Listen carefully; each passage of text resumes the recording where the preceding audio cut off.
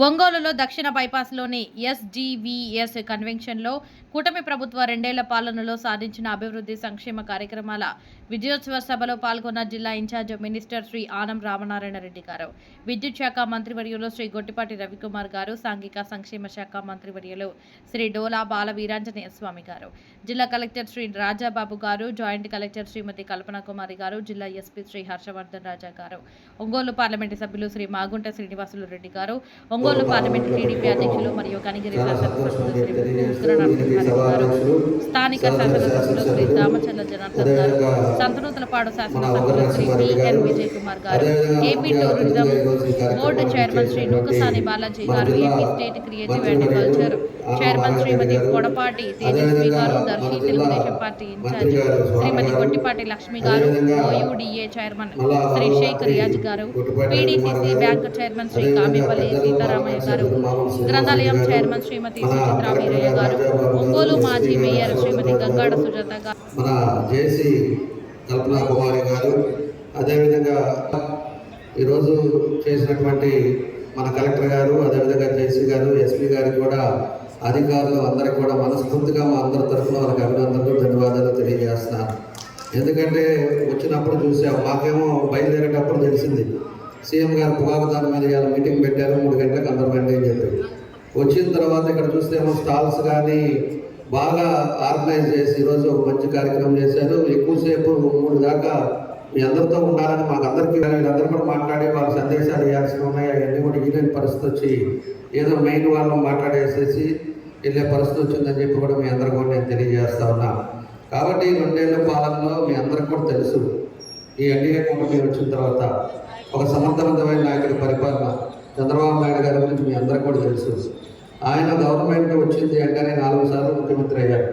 ఆయన వచ్చినప్పుడల్లా కూడా అభివృద్ధి అనేది సంక్షేమంగా, అభివృద్ధిని ఏ విధంగా ప్రజలకు ఎక్కడ ఇబ్బంది లేకుండా ప్రజల్ని ఏ విధంగా ముందుకు తీసుకెళ్ళాలి, రాష్ట్రాన్ని ఏ విధంగా ఆర్థికంగా ముందుకు తీసుకెళ్లాలనే సంకల్పంతో ఎప్పుడు కూడా ఆయన ఉన్న కాలంలోనే అభివృద్ధి జరగడం మన రాష్ట్రంలో మనం చూసాం. ఏ రాష్ట్రానికి కూడా రానిది భారతదేశం అంతా కూడా 25% ఆంధ్రప్రదేశ్లోనే ఈ పెట్టుబడి రావడం అనేది నిజంగా ప్రశంసించిన విషయం ఉన్నప్పుడు మన ప్రాంతంలో అభివృద్ధి అంటే ప్రకాశం జిల్లాలో మనం ఇంకా చూస్తున్నాం. ఇప్పుడు ముఖ్యమంత్రి గారు మనకి ఏర్పరిచిన 6 నియోజకవర్గాలు ప్రకాశం జిల్లా అంటే అద్దంకిని కందుకూరును కూడా కలుపుకొని మార్కాపురం అనేది కూడా ఒక జిల్లాను ఏర్పరిచిన తర్వాత అభివృద్ధి అనేది కూడా పరుగులు తీస్తూ ఉన్నది. ఎందుకంటే మనకు స్వాముల ఆశీస్సు ఉన్నది, సింగరకొండ ఆంజనేయ స్వామి ఆశీస్సులు ఉన్నాయి, దానికి ఉత్తరాన దక్షిణాన చూసుకుంటే బాలకొండ నరసింహస్వామి ఆశీస్సులు కూడా మనకు ఉన్నాయి. మనకు అన్ని ప్రాంతాల్లో అభివృద్ధి అనేది కూడా మనం చూస్తూ పోతున్నాం. ప్రత్యేకంగా నేను మాగుంట కుటుంబం అంటే దాదాపు 36 సంవత్సరాలుగా ఈ ప్రకాశం జిల్లా ప్రజాసేవకు అంకితమై ఉన్నాం. మా అన్నగారి శిష్యులు మాగుంట సుబ్రహ్మణ్య గారైనా, వదనమ్మ గారు పార్వతమ్మ గారైనా, నేనా కూడా మీరెంతో ఆదరణతో కూడా ఆప్యాయత కూడా చూస్తున్నప్పుడు అభివృద్ధి పథకంలో కూడా మేము కూడా ముందుకు తీసుకెళ్లాలనే ఉద్దేశంతో ఎన్నో పథకాలు తీసుకెళ్తున్నాం. గౌరవ శాసనసభ్యులు దామచర్ల జనార్దన్ గారు, మేము కూడా ఈ ప్రాంతం అభివృద్ధి అంటే ఒంగోలులో కూడా వారు ఎంతో ప్రయత్నం చేసి మన కృషి కార్పణ్ణి కూడా తీసుకురావటం ఏదైతే ఉందో అది చేయడమే నమ్మకం అన్నమాట.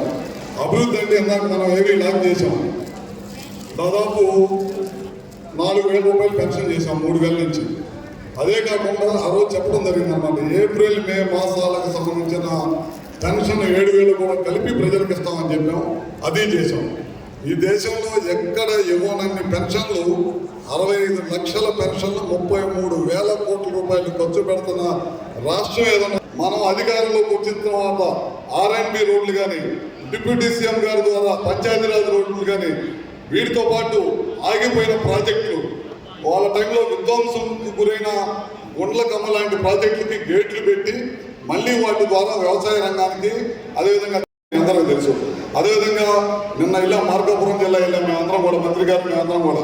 అక్కడ ప్రజలందరూ కూడా చాలా ఆనందంగా ఉన్నారు. ఎందుకంటే ఇచ్చిన మాట ప్రకారం ఆ రోజు ఏదైతే వెలుగొండ ప్రాజెక్టు జగన్మోహన్ రెడ్డి పూర్తి చేయకుండానే జాతికి అంకితం అని చెప్పి ప్రజలను మోసం చేశారు.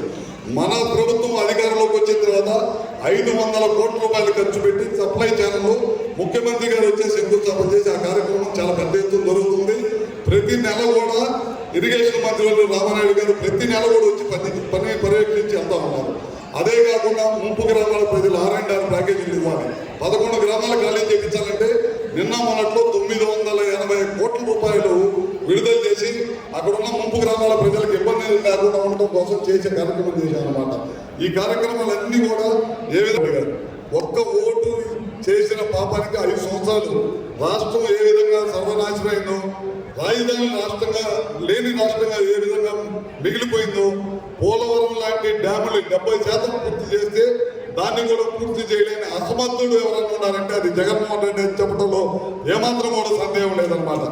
జగన్మోహన్ రెడ్డి విచిత్రమైన పరిస్థితి ఉంది, అతని మనస్తత్వం కూడా విచిత్రమైన పరిస్థితి ఉంది. అధికారం ఇచ్చిన 5 సంవత్సరాల్లో ఉన్నా ఇంట్లో నిద్రపోయాడు. అధికారం పోయిన తర్వాత మన అభివృద్ధి చేస్తుంటే ఇవన్నీ నా టైంలో చేశాను, ఇవన్నీ నాయ అన్నాడు. మీరు చూడండి, పోయినసారి మనం స్టీల్ ప్లాంట్ అభివృద్ధి శంకుస్థాపన చేస్తే అది నా టైంలో తీసుకొచ్చానన్నాడు. పోయినసారి కియా ఫ్యాక్టరీ తీసుకొచ్చి చంద్రబాబు నాయుడు గారు ఈ రాష్ట్రంలో వెనకబడిన ప్రాంతమైన రాయలసీమ ప్రాంతం అనంతపురం జిల్లాలో కారులు తయారు చేసే కంపెనీ తీసుకొస్తే అది మా నాన్న టైంలో తీసుకొచ్చాన్నాడు. మన వినేవాళ్ళు ఉంటే స్వతంత్రం కూడా మా తాత టైంలో తీసుకొచ్చారని చెప్తారనమాట. జగన్మోహన్ రెడ్డి తీరది ఎప్పుడు దీప నైవేద్యాల పేరుతో 214 ఆలయాలు, 2,57,00,000 రూపాయలు ప్రతి నెల 1వ తారీఖు వచ్చేటప్పటికి బ్యాంకుల్లో 10,000 రూపాయలు ఒక్కొక్కరికి ఇవ్వడం జరుగుతుంది. అలాగే కామన్ గుడ్ ఫండ్ కమిటీ ద్వారా ఆలయాల పునర్నిర్మాణం చేస్తున్నాం. 50 పనులకి 52,45,00,000 రూపాయలు ఇవాళ అంచనాలు వేసి మంజూరించి పనులు కూడా ప్రారంభించాం. శ్రీవాణి ట్రస్ట్ అనేటువంటి దానిలో ముఖ్యమంత్రి గారు ఈ రాష్ట్రంలో 5,000 ఆలయాల నిర్మాణం జరగాలి, 3 సంవత్సరాల సమయం, ఈ 3 సంవత్సరాల్లో 5,000 ఆలయాలను నిర్మాణం చేయండి అని చెప్పి మాకు ఆదేశాలు ఇస్తే అందుకు 5,000 ఆలయాల్లో ఇప్పటికి 16 ఆలయాలకి మంజూరు ఇచ్చాం. నేను ఈ వేదిక మీద ఉన్నటువంటి గౌరవ శాసనసభ్యుల్ని, పార్లమెంటు సభ్యుల్ని, మంత్రుల్ని అందరినీ కోరుతా ఉన్నా, ప్రతి నియోజకవర్గానికి 25 నుంచి 30 ఆలయాలను మంజూరు చేయడానికి ఇవాళ గౌరవ ముఖ్యమంత్రి చంద్రబాబు నాయుడు గారు ఆదేశాలు ఇచ్చారని చెప్పి మీకు మనవి చేస్తున్నాం. మీరు కూడా ప్రతిపాదనలు పంపండి. 10 సెంట్ల భూమి లోపలగానే ఉంటే 20 లక్షల రూపాయలు, 15 సెంట్ల భూమి కలిగి ఉంటే 30 లక్షల రూపాయలు, 20 సెంట్ల భూమి ఉంటే 40 లక్షల రూపాయల ఆలయాన్ని నిర్మాణం 210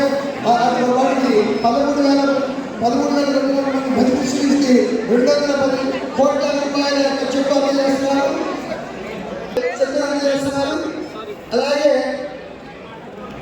DRDA ప్రోగ్రాం కింద స్వామి గారికి మరియు ఇతర శాసనసభ్యులకి, ఇతర ముఖ్య